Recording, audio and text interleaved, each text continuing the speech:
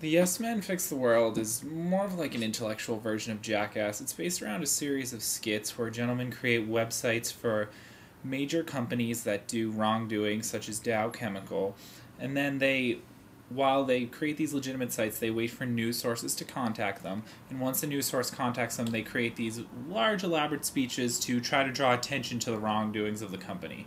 For example, one of the main skits was Dow Chemicals, and they were wanted to bring attention to this massive chemical spill that was never cleaned up and never paid for, and they were able to actually get themselves on BBC and create a mass attention for the world. And while this is great, interesting, the film itself doesn't really show the good that they do. It does highlight the bads, that a lot of people place a focus on who they hurt in creating these stunts, but it never really showed if they've had any success.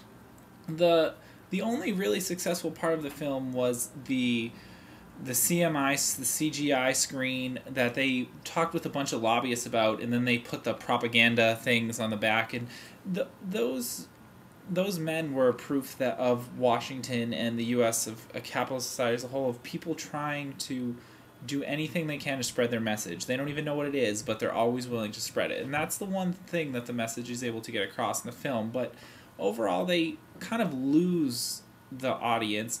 There's no real story. There is some sort of dialogue, but you can't really. The real problem is the way the editing and pacing goes. The film is shot as a documentary, but it plays out as a movie with these hidden layers, and these hidden layers really take away from the movie and do not allow for the dialogue to be properly represented to the viewer, because the viewer isn't exactly sure if this is a movie or a documentary. There's a real fine line of not knowing what is what in the film.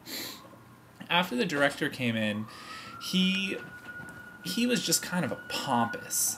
He was very righteous and started talking about WikiLeaks, and yes, I understand your cause and it is important to bring attention to major causes. However, there's a fine line between bringing attention to major causes and hurting the public as a whole.